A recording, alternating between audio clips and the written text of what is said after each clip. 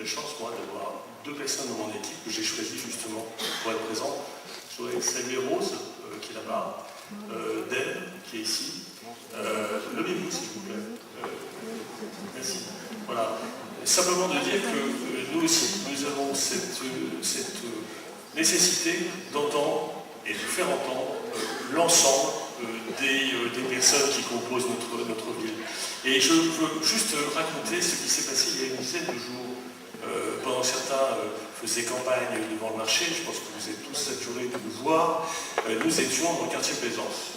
Et dès que j'y ai mis un pied, un des locataires est venu me voir et m'a montré la situation des poubelles à ciel ouvert. Alors devant les fenêtres de Rose, j'ai les photos, ceux qui viendront tout à l'heure voir un peu, je leur montrerai. C'est une honte.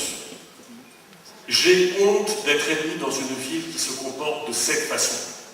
Et plus grave encore, nous sommes tombés par hasard sur un monsieur handicapé avec un chien d'aveugle qui était depuis 2 heures dehors. Ah, c'est bien que ça vous fasse rire, parce que lui, ça ne lui faisait pas rire. Et qui ne pouvait... Alors, un jeune était là pour l'aider, ça faisait 2 heures qu'ils étaient au téléphone. Personne ne va le fils de les prenait. Et il a fallu que j'intervienne, et je peux vous assurer, oui, c'est vrai, mais c'est ça le rôle d'un élu, c'est ça le rôle d'un maire, c'est de faire en sorte que ce type de choses, parce que oui, quand vous n'avez pas la chance de voir passer un élu, et que vous n'avez pas mis en place ce type de situation, et bien vous pouvez avoir un monsieur aveugle, handicapé, qui reste toute une journée à la rue. Et ça, je veux le dire, c'est strictement inacceptable. Concernant le développement durable, excusez-moi, je suis peut-être parti là sur un ton, vous êtes un peu trop, mais voilà, vous sentez que c'est quelque chose qui me touche. Sur le développement durable, nous avons confié la rédaction de notre projet, qui s'est fait de manière collective, à quelqu'un qui est à la fois une ancienne élue Europe Écologie Les Verts, qui était au Crémin-Bicêtre, et qui a été candidate à la sénatoriale dans le Val-de-Marne. Et donc c'est elle qui nous a aidés à réfléchir et à structurer notre projet en termes de développement durable.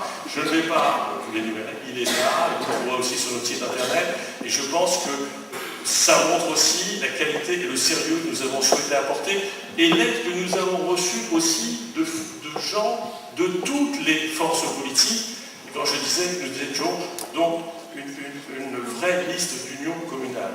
Ensuite, concernant Marie Curie, la dépollution, c'est un sujet récurrent. La dépollution de l'école Marie Curie. Aujourd'hui, nous avons eu, sur ces sujets très importants qui sont liés à la santé publique, nous avons besoin de quoi? Nous avons besoin de transparence. Aujourd'hui, Jacques-Gilles Clémartin, excusez-moi, c'est tout l'inverse de la transparence. Et je m'engage à ce que demain, la transparence devienne une règle dans cette ville. Et de fait, nous avons fait des propositions très claires, très concrètes, de telle façon à ce que, bien évidemment, nous viendrons vous informer sur la situation et nous ne laisserons pas ce chantier à l'air, et nous avons prévu de faire un jardin aquatique.